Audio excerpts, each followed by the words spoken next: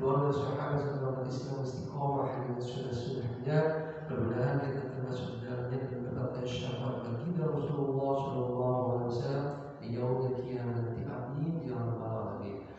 Coba saudara-saudara yang berkata Allah, kita akan melanjutkan kajian kita yaitu pembacaan kitab Syarah Hadis Pilihan Bukhari Muslim karangan Abdullah bin Abdul Rahman Al-Basri.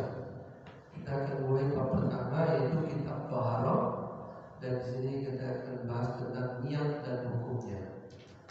Hadis yang pertama, Al-Amirul Mu'minin Abi Hasbun Umar bin Al-Khattabi radhiyallahu anhu qala sami'na Rasulullah sallallahu alaihi wasallam yaqulu innamal a'malu binniyat wa innamal likulli imrin ma nawa faman kanat hijratuhu ila Allah wa rasulihi wa hijratuhu ila Allah wa rasulihi faman kanat hijratuhu ila dunya yusibuha aw imra'ati yankihuha fa hijratuhu ila ma hajara ilaihi. Yang artinya dari Amirul Mukminin Abu Hafs Umar bin Al-Khattab radhiyallahu anhu, dia berkata, aku pernah mendengar Rasulullah SAW bersabda, sesungguhnya amal-amal itu hanya berdasarkan niat-niat, dan sesungguhnya setiap orang hanya mendapatkan apa yang diniatkannya. Barang siapa hijrahnya kepada Allah dan Rasulnya, maka hijrahnya kepada Allah dan Rasulnya.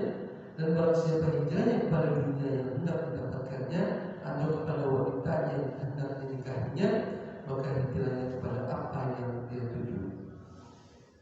Penjelasan lafaz innamal a'malu binniyat, kata innama mengandung pengertian pembatasan. Dalam hal ini ialah pembatasan sesuatu yang disifati dengan suatu sifat, yaitu penetapan hukum amal berdasarkan niat, yang berarti berada pada satu kekuatan tidak ada amal melainkan berdasarkan niat dan menafikan hukum selain itu. Artinya, menurut bahasa berarti tujuan. Kata ini lebih disebutkan dalam bentuk tunggal di beberapa riwayat. Menurut Al-Bagawi, niat merupakan ungkapan tentang gerakan hati terhadap sesuatu yang dilihatnya dengan tujuan untuk mendatangkan manfaat atau menyingkirkan mudarat. Adapun maknanya menurut syariat ialah hasrat ia untuk melakukan ibadah dalam mendekatkan diri kepada Allah. Kemudian kata barang siapa hijrahnya di sini dan seterusnya merupakan contoh yang menetapkan dan menjelaskan kaidah tersebut. Artinya niat kita ini. Kemudian maka hijrahnya kepada Allah dan Rasulnya merupakan jawaban syarat. Syarat dan jawabannya menyatu karena keduanya berada pada satu gambaran yang lebih jelas.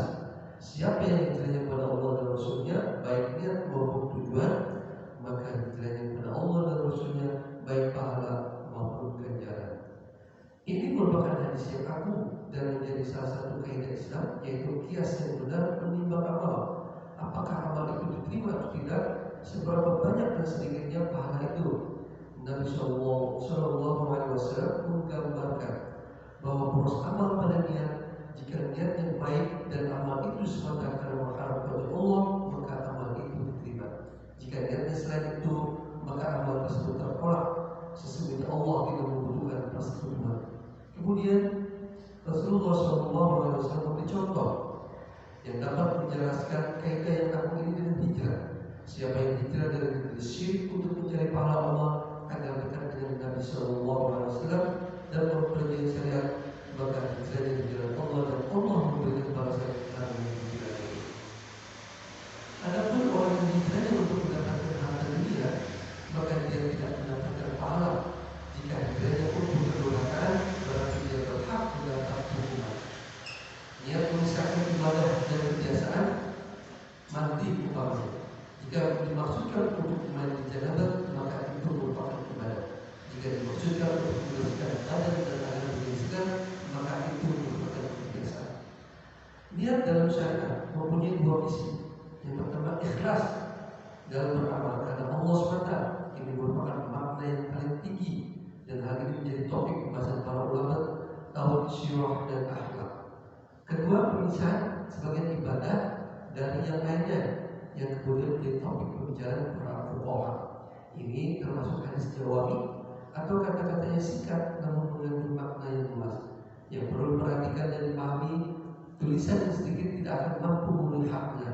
Al-Imam Al-Bukhari memulai sahihnya dengan hadis ini sebelum masuk ke setiap masalah ilmu dan dalam setiap babnya. Kesimpulan dari hadis tadi, yang pertama, poros berbagai amal berdasarkan niat, baik kebenaran, kerusakan, kesempurnaan, kekurangan, ketaatan atau kedurhakaannya. Siapa yang berniat dengan amalnya berarti dia berdosa. Siapa yang berniat umpamanya untuk meninggikan agama Allah SWT, maka pahalanya menjadi sempurna. Siapa yang bermaksud mendapatkan harta rampasan di sampingnya itu, maka pahalanya berkurang. Siapa yang bermaksud mendapatkan harta rampasan semata, dia tidak berdosa, namun dia tidak mendapatkan pahala sebagai mujahid. Hadis ini disampaikan untuk menjelaskan setiap amal, baik amal ketaatan dengan suatu gambaran maupun kedurhakaan, dengan berbagai ragam niatnya. Kedua, niat merupakan syarat fundamental atau syarat yang paling dasar dalam amal, tapi tidak dengan bunuh atau melampaui batas dalam pengucapannya yang justru dapat merusak ibadah. Sebagai maksud, suatu amal cukup dengan niat tanpa memaksakan diri dengan pengucapannya.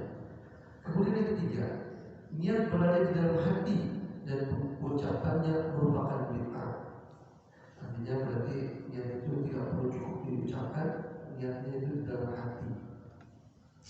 Yang keempat, keharusan menghindari niat, pamer, mencari ketenaran dan berbuat untuk kepentingan dunia, karena sebagian dari hal-hal itu dapat merusak ibadah. Keenam, hijrah dari negeri syirik ke negeri Islam merupakan ibadah paling utama jika hal itu dimaksudkan untuk mencari keridhaan Allah. Faedah hadis yang tadi sudah kita bacakan, itu aja menyebutkan bahwa amal karena selain Allah ada beberapa macam. Terkadang dimaksudkan untuk dia semata, tidak dimaksudkan selain untuk pamer kepada manusia agar dapat melawat keuntungan dunia. Yang demikian ini hampir tidak dilakukan seorang muslim. Tidak dilakukan, bahwa yang demikian itu menggugurkan amal dan pelakunya layak dapat murka dari Allah Subhanahu wa Ta'ala. Terkadang amal dilakukan bagi Allah namun juga dicampur riya. Jika riya ini sudah mencampurinya sejak awal, maka beberapa nas yang sahih menunjukkan kebatilannya. Tapi jika dasar amal itu bagi Allah kemudian disusul riya setelah itu, pelakunya juga berusaha untuk menyingkirkan riya ini, maka tidak ada perbedaan pendapat bahwa riya itu tidak menggugurkan amal. Para ulama salaf saling berbeda pendapat tentang membiarkan riya yang datang di tengah-tengah amalan, apakah riya itu menggugurkan amal atau tidak, apakah pelakunya mendapatkan pahala atas niat yang pertama. Wallahu a'lam. Demikian satu buah hadis tentang niat dan hukumnya, di mana sahabat Umar bin Khattab radhiyallahu anhu pernah mendengar Nabi Muhammad SAW bersabda, sesungguhnya amal-amal itu hanya berdasarkan niat, dan sesungguhnya setiap orang hanya mendapatkan apa yang diniatkannya. Di mana tadi sudah kita jelaskan bahwa di hadis tersebut penjelasan inna ma'atul niat itu mengandung pengertian pembatasan, dalam hal ini pembatasan sesuatu yang disifati dengan suatu sifat, yaitu penetapan hukum amal berdasarkan niat. Jadi apapun yang kita lakukan harus benar-benar diniatkan, dan niatnya ini semata-mata karena Allah Subhanahu wa Ta'ala. Kemudian yang kedua adalah niat itu tidak perlu diucapkan, artinya bisa dilakukan hanya dengan cukup dengan di dalam hati. Ini dijelaskan di mana tadi niat merupakan syarat yang paling penting dalam amal, namun tidak boleh berlebihan dalam pengucapannya. Mungkin seringkali kita saya niat mau puasa, niat mau bersedekah, tapi pada pelaksanaannya tidak dilakukan. Ini yang merusak amal ibadah kita. Karena tadi niat itu tidak boleh atau tidak dengan bulu atau lebih batas dalam pengucapan yang justru dapat merusak ibadah. Sebab maksud suatu amal cukup dengan niat tanpa memaksakan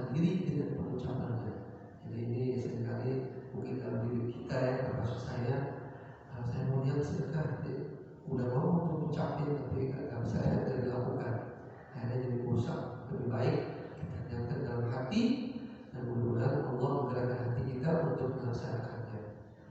Kemudian seringkali di dalam niat itu timbul pamer atau riya. Nah, ini tadi sudah disinggung.